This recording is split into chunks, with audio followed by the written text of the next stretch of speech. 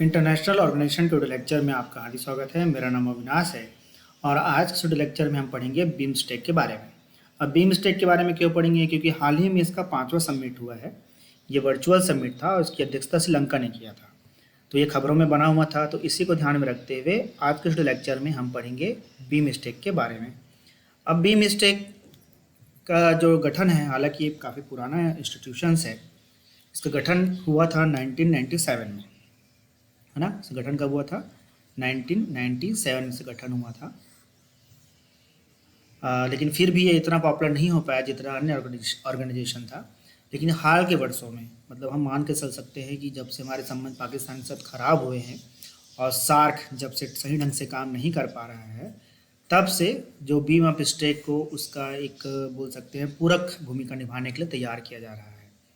मतलब सार्क की जगह पर फोकस किसके ऊपर किया जा रहा है? बीमस्टेक के ऊपर फोकस किया जा रहा है। इसलिए बीमस्टेक आजकल खबरों में बहुत ज़्यादा है।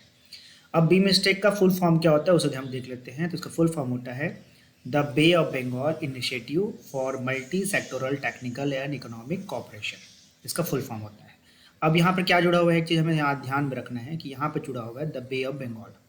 मतलब ये ऐसे देशों का संगठन है जो बे ऑफ बंगाल के आसपास अवस्थित हैं, लोकेटेड हैं।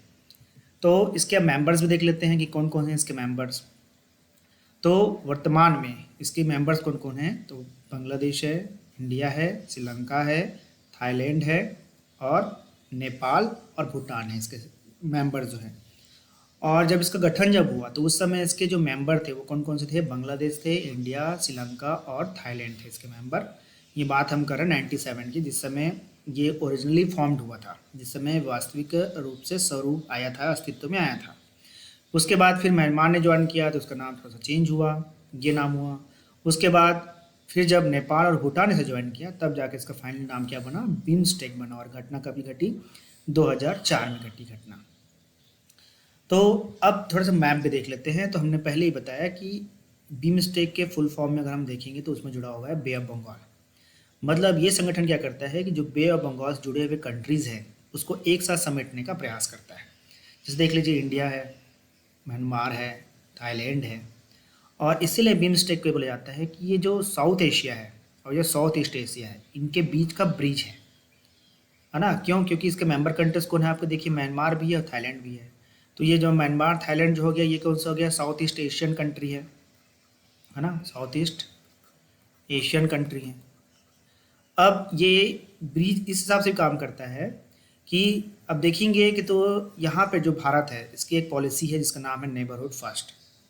ठीक है।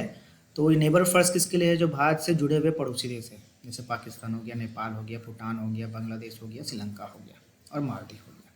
तो इनके लिए एक पॉलिसी चला रही है जो नरेंद्र मोदी की जो गवर्नमेंट है, हमारी भारत सरकार है, उसका नाम है नेबरहुड फर्स्ट। और इसी नेबरहुड फर्स्ट पॉलिसी के तहत हाल ही में श्रीलंका को कई मैट्रिक टन, लगभग 40,000 मैट्रिक टन के आसपास इनको पेट्रोलियम प्रोडक्ट्स भी दिया गया है। और एक बड़ी राशि जो है लाइन ऑफ क्रेडिट के रूप में भी श्रीलंका को उसके संकट से निपटने के लिए भारत सरकार ने दिया है। और जो ये साउथ ईस्ट एशियन कंट्री है तो इनके साथ एक पॉलिसी चली, इसका नाम है क्या? Act east policy. Act east policy. तो ये जो बे ऑफ बंगाल जो इनिशिएटिव्स है, बीमस्टेक है, इसमें दोनों पॉलिसी को ही क्या किया गया? समावेश किया गया है। इसलिए भी इसे क्या कहते हैं कि ये ब्रिज ऑर्गेनाइजेशन है जो साउथ एशिया और साउथ ईस्ट एशिया को आपस में जोड़ता है। ठीक है।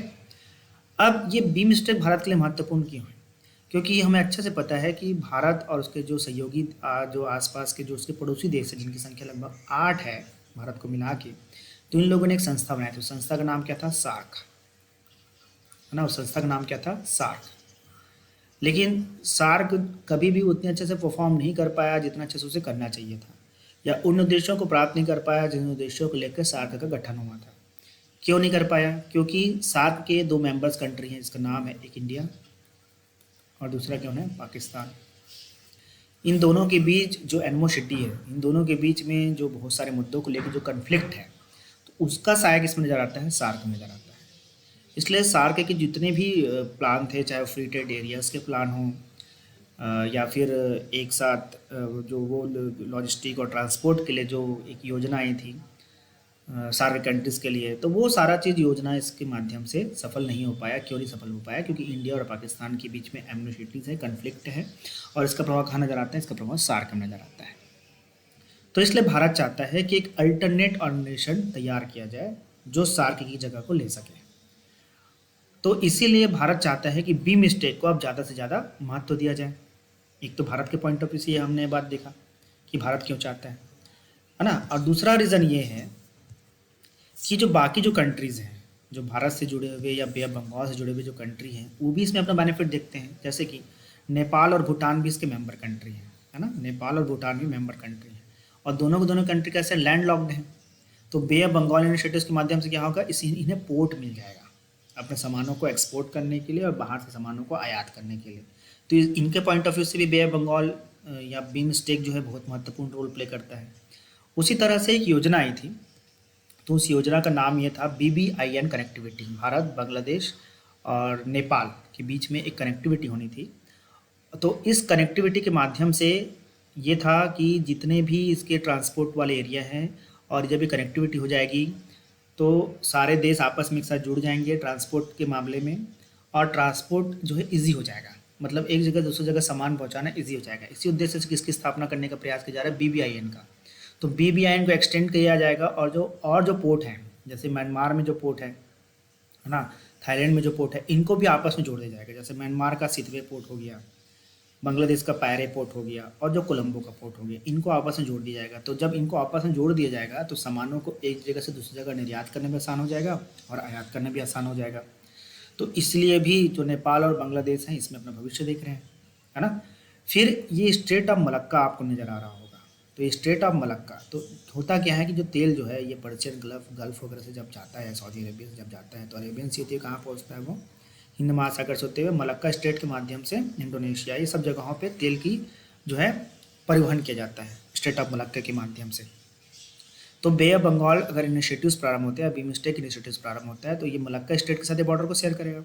तो इसकी वजह से क्या होगा? जो इसके साथ जो जुड़े हुए देश है, यहाँ पर जो टूरिज्म का प्रॉब्लम है, तो टूरिज्म के प्रॉब्लम को भी बीम स्टेक के माध्यम से अच्छी तरह से निपटा जा सकता है। एक तो ये बेनिफिट है बीम स्टेक का।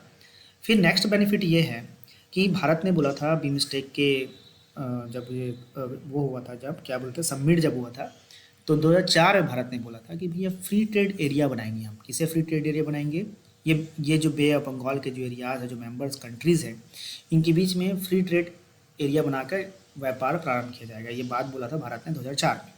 तो अगर ये बात साकार हो जाता है, अगर ये फ्री ट्रेड एरिया बन जाता है, तो भारत के साथ साथ इनके जो अन्य पड़ोसी देश हैं उनको भी बहुत ज़्यादा बेनिफिट होना है ना। क्योंकि फ्री ट्रेड में होता क्या है? फ्री ट्रेड में होता ये है कि जो मेंबर कंट्रीज़ होते हैं उनके बीच जब सामान का आयात निर्यात होता है तो उनके ऊपर बहुत कम टैक्स लगता है, या टैक्स लगता ही नहीं है।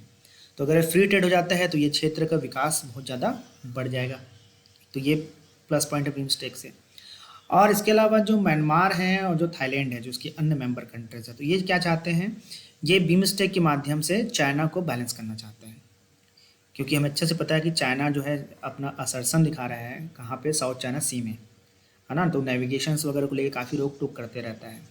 तो इसलिए जो साउथ ईस्ट एशिया कंट्रीज़ हैं वो चाहते हैं कि भारत जो है एक्टिवली पार्टिसिपेट करे इस क्षेत्र विशेष में। तो बीम स्टेक उन्हें एक मौका प्रदान करता है ना। अब रही बात क्या है बहुत अच्छे से चल पाएगा, क्योंकि होता क्या है कि जैसे हमने सार्क में देखा कि सार्क में किन दोनों देशों के बीच एनिमोसिटीज़ हैं, प्रॉब्लम्स इसके बीच में हैं, पाकिस्तान और भारत के बीच में। तो इसका असर कहाँ दिखता है? सार्क में भी दिखता है।